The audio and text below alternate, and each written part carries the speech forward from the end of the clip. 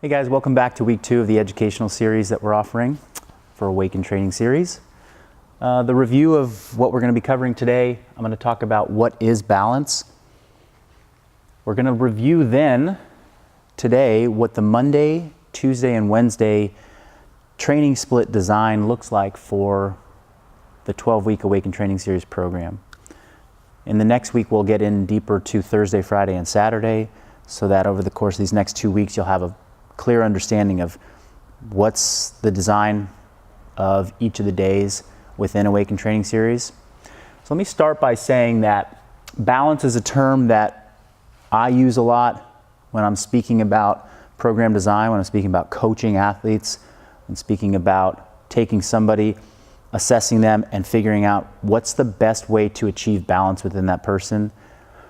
What are some of the things that we think about when it comes to balance? Well, I like to think skill, strength, patterns.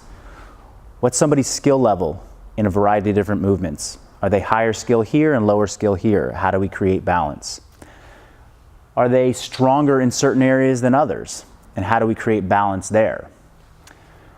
Some of the movement patterns that we think about, that I'm thinking about in this program, is squat, bending, pushing in the upper body, core, pulling in the upper body, and then unilateral or side-to-side balance. Are you stronger at pushing relative to pulling? Are you a better squatter than you are bending, hinging, deadlifting? These are areas that we want to see over time balance out between, side-to-side or patterns within an athlete. The reason being, somebody who has more imbalances, more susceptible to injury, they're also likely to find themselves in situations where they're not able to do things that they feel like they can. There's an emotional attachment to, man, I can squat that much, why can't I do that much on a pull-up? So creating balance, helping move people towards balance, can help overcome that. Balance is also something I'm thinking about when writing the design. So the design of a training program should show balance here in these different areas. Particularly in a group program like Awaken Training Series, where there's no specific one person that I'm writing this for. What I'm really thinking about is, if somebody were to be balanced, they would do a certain amount of this, a certain amount of this, and a certain amount of this in a given week. So as we go through the design, you're going to see that there's a blend of different movement patterns, of skills, of strength work versus positional work, and that's again what the global idea was in creating this. If you have a specific client and you've given them a proper assessment and you realize that they need more in one area than another, then your design should look unique to them. It should maybe have more of something that they're weak in and less of something that they're strong in, until they achieve that balance where you could then move forward in a more balanced approach. So I'm going to talk about training splits, meaning within the program, you've probably already seen this now that you're into week 2, Monday of week 1 and Monday of week 2 look somewhat similar. There are progressions within those weeks. There are movements that do change. But the purpose of creating an actual training split, it's like, why do we have training splits? One, so that the athlete, your clients, can anticipate what's coming and therefore progress. If they're doing something different every week, they don't get to see progression from movement to movement. And truthfully, most people require multiple exposures to something in order to actually get progress.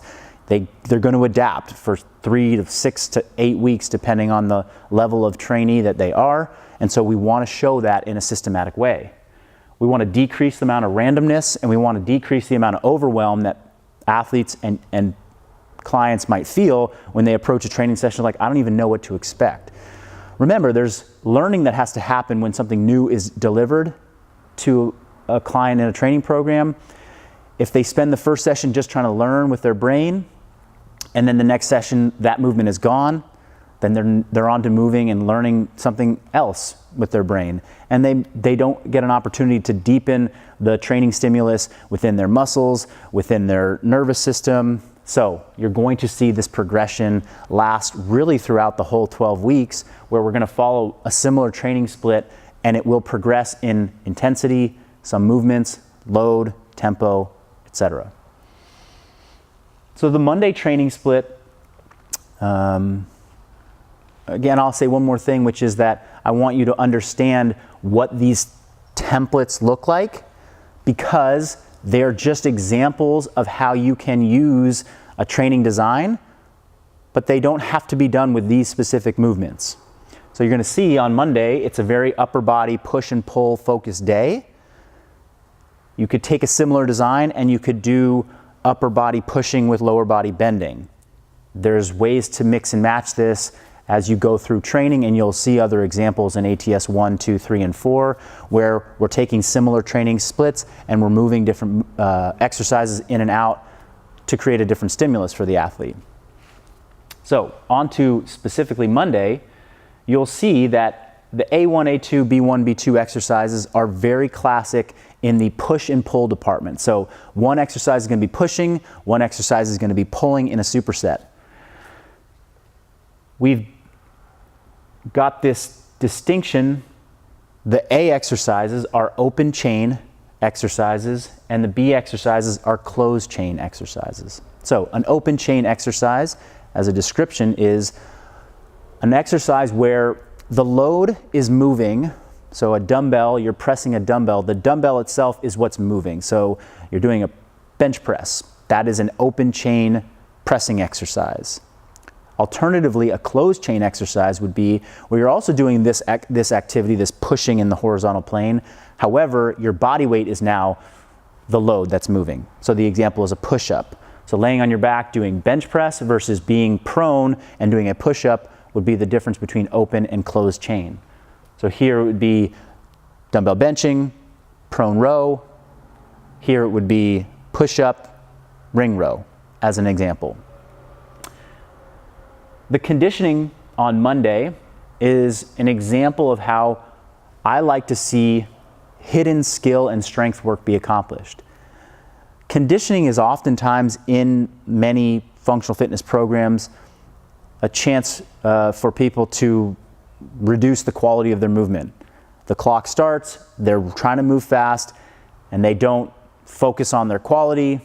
Their repetitions get sloppy as they move forward. We're trying to take a different approach to conditioning, where there's opportunities to enhance movement quality, to breathe, to move blood around, and to actually get stronger and better throughout the training. So I call that hidden strength, hidden skill.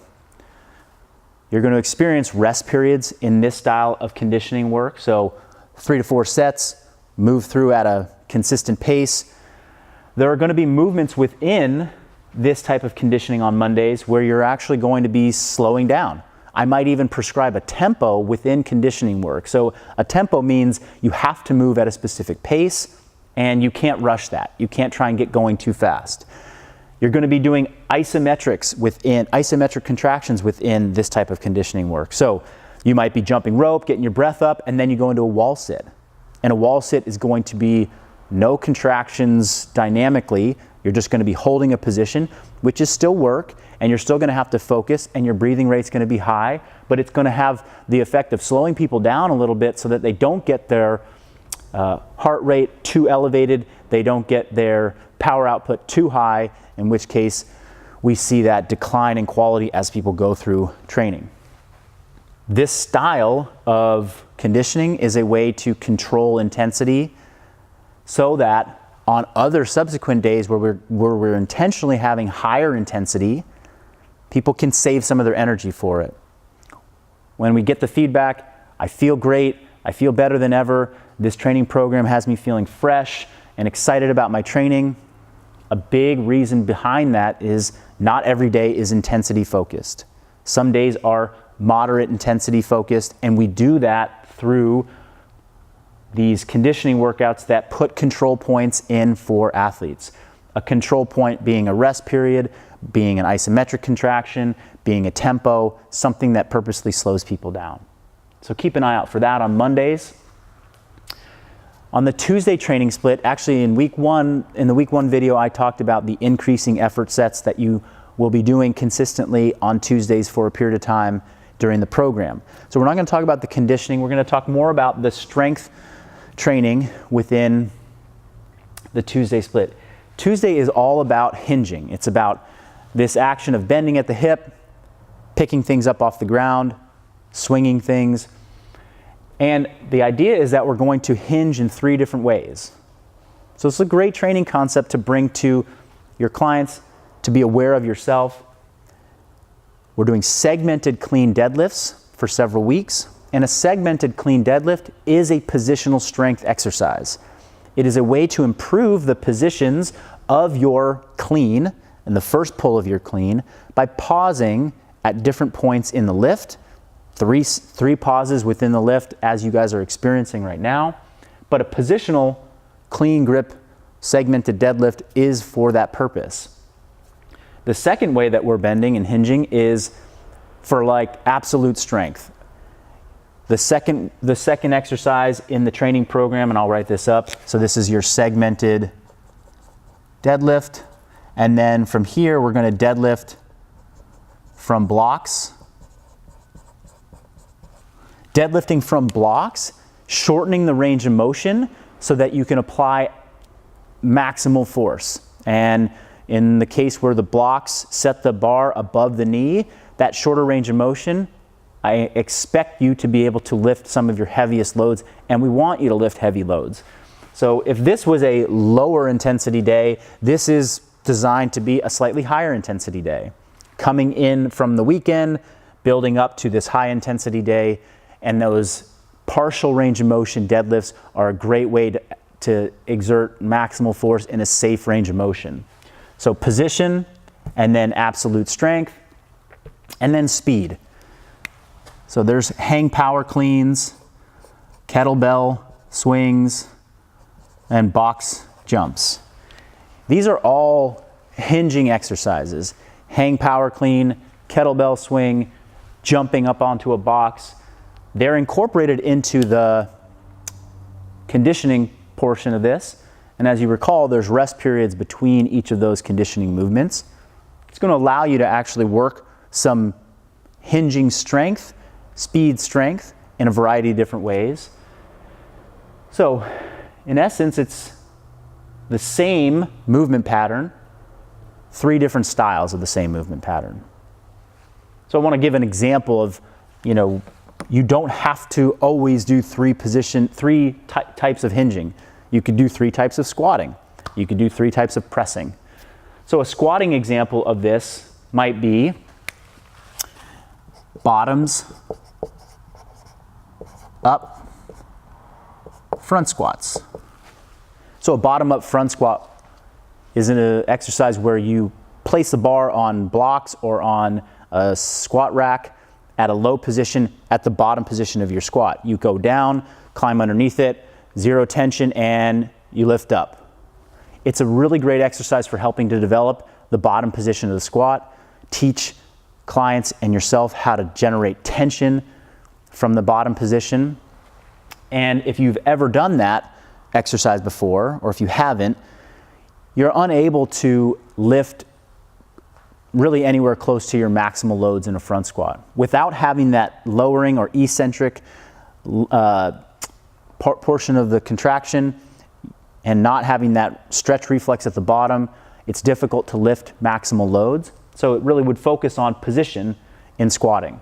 Similar to a segmented clean deadlift, by pausing 3 positions on the way up, you can't necessarily lift maximal loads.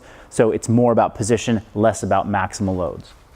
Now, if we want to do a squatting example where we could start to lift perhaps heavier loads, this might be a box squat.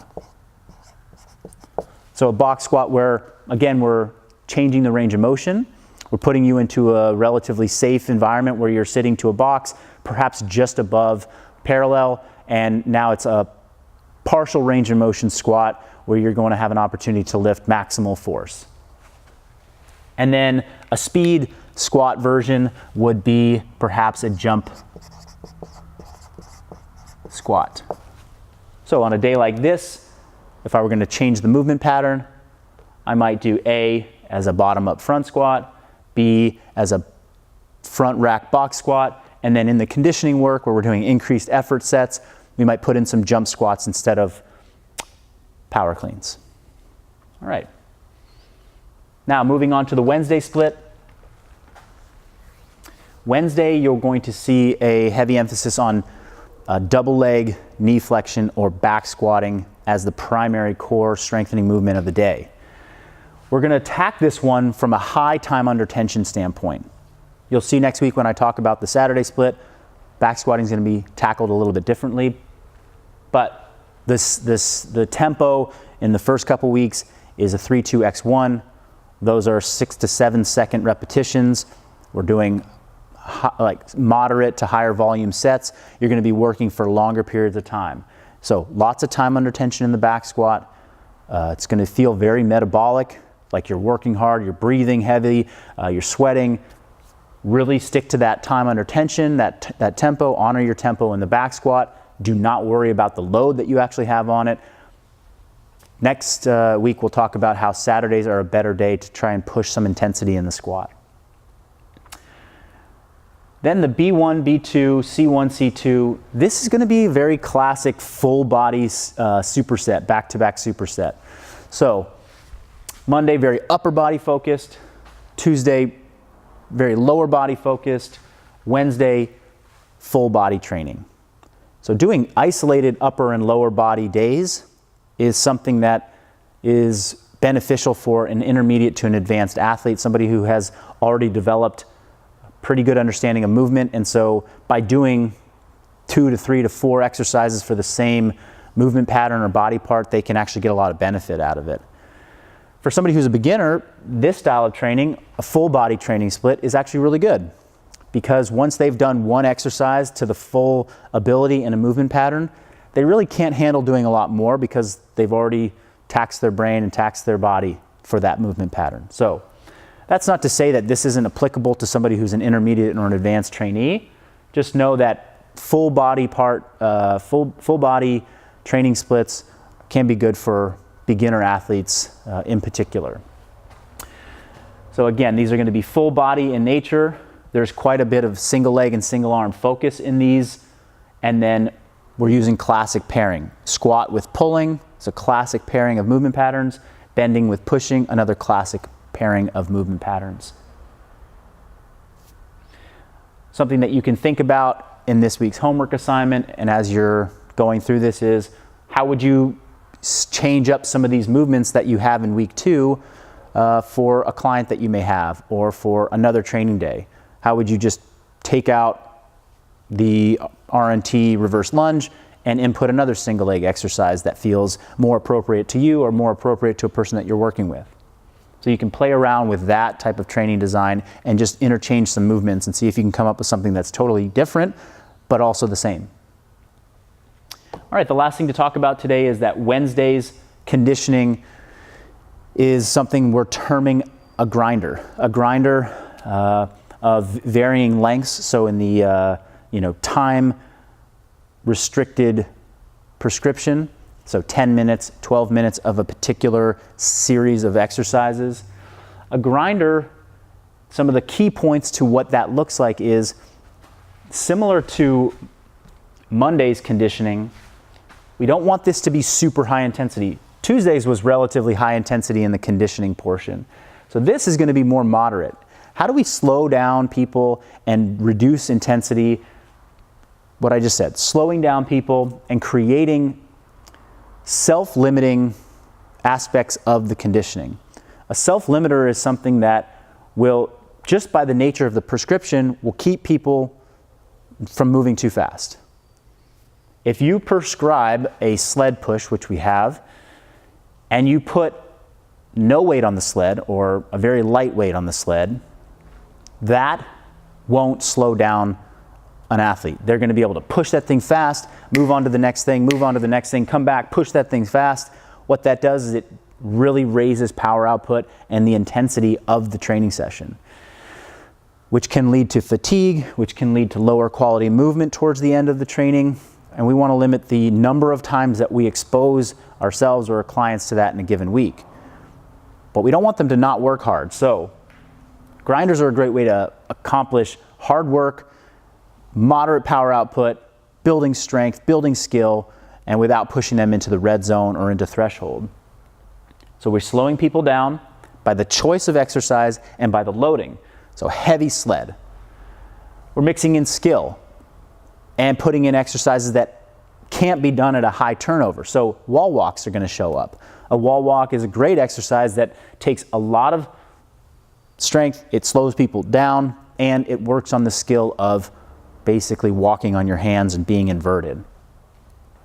So remember, we're looking for self-limiters. So, light kettlebell swings, burpees, and wall balls, and running.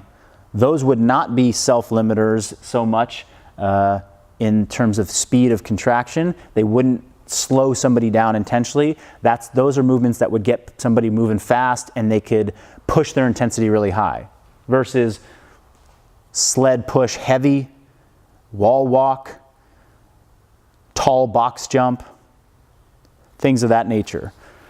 So keep an eye out for those types of sessions and start to think about, as you're approaching it, oh, that's why we're doing this movement. It's slowing me down and that's keeping me from getting too revved up too fast.